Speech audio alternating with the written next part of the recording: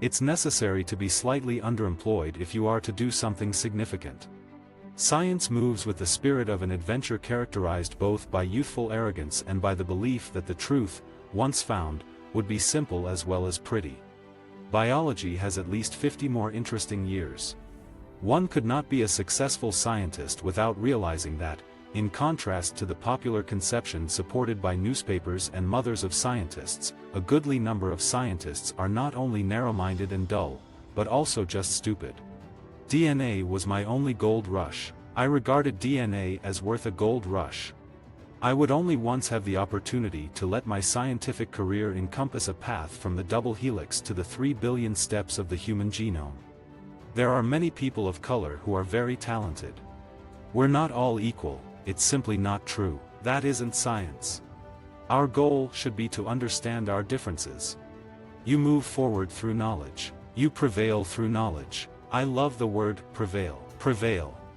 Ever since we achieved a breakthrough in the area of recombinant DNA in 1973, left-wing nuts and environmental kooks have been screaming that we will create some kind of Frankenstein bug or Andromeda strain that will destroy us all. I have never seen Francis Crick in a modest mood. Perhaps in other company he is that way, but I have never had reason so to judge him. If someone's liver doesn't work, we blame it on the genes. If someone's brain doesn't work properly, we blame the school. It's actually more humane to think of the condition as genetic. For instance, you don't want to say that someone is born unpleasant, but sometimes that might be true.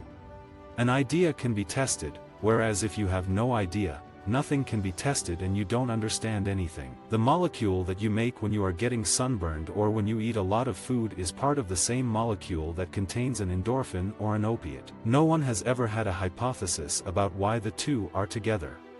I have an odd theory on happiness, and it bothers people. My general theory is that happiness is a reward for an animal doing what it should be doing. So if a horse runs, it feels happy. Or if you are too thin, you can't be happy, because evolution wants you to be tense and anxious, trying to wake up in the morning looking for food. Today, the theory of evolution is an accepted fact for everyone but a fundamentalist minority, whose objections are based not on reasoning but on doctrinaire adherence to religious principles. Take young researchers, put them together in virtual seclusion, give them an unprecedented degree of freedom and turn up the pressure by fostering competitiveness.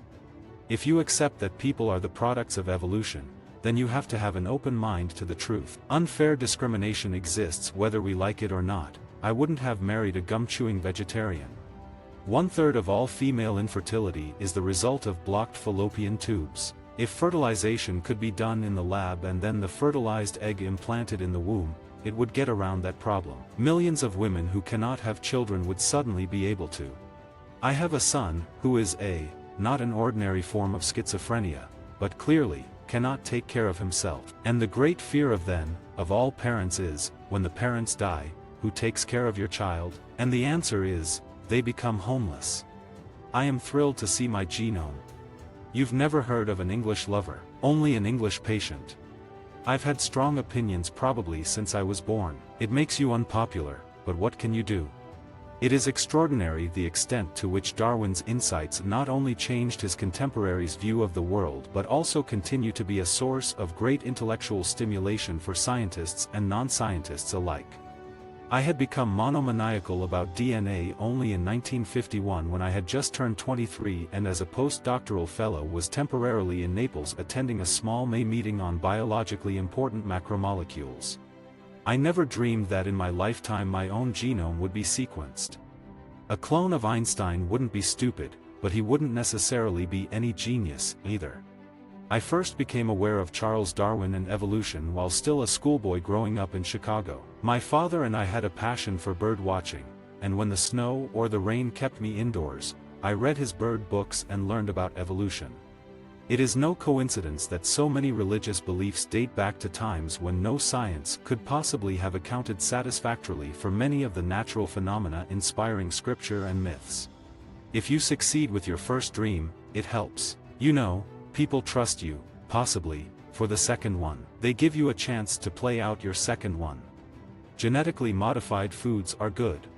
Here at the Cold Spring Harbor Laboratory, we have genetically rearranged various viruses and bacteria as part of our medical research. In fact, we have been able to create entirely new types of DNA molecules by splicing together the genetic information from different organisms, recombinant DNA. My parents made it clear that I should never display even the slightest disrespect to individuals who had the power to let me skip a half grade or move into more challenging classes. While it was all right for me to know more about a topic than my 6th grade teacher had ever learned, questioning her facts could only lead to trouble. The pace of discovery is going unbelievably fast.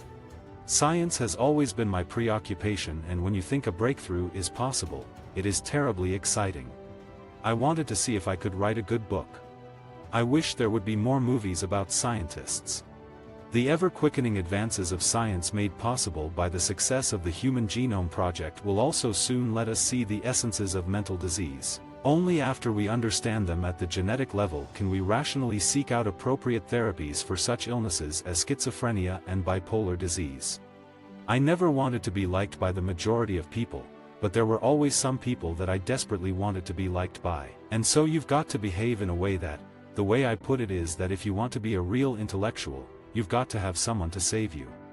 The luckiest thing that ever happened to me was that my father didn't believe in God, and so he had no hang-ups about souls. I want to see cancer cured in my lifetime. It might be. As an educator, I have always striven to see that the fruits of the American dream are available to all. My wife and I have a schizophrenic son. We didn't want to accept this for 30 years, so we put him under great pressure when we shouldn't have. He just wanted to be looked after, and we didn't respect that. We tried to make him independent. I have been much blessed. We should govern our actions by assuming that people are more good than bad, whereas, most of our social policies dictate that people are more bad than good. That if you do something, it'll be seized by the rich to exploit the poor. As a child, I lived with being punier than other boys in class. The only consolation was my parents' empathy.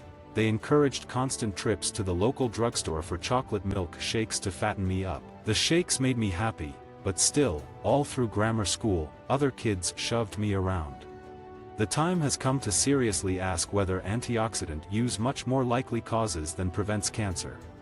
I was always very curious about what a scientist's life was like when I was young. Of course, when I was young, you didn't have very many opportunities to find out with no web, TV. I was very lucky. I was born in the city of Chicago and went to the University of Chicago where I actually saw things. My whole life has been basically trying to find intelligent students or, highly motivated students and giving them an opportunity to do good science.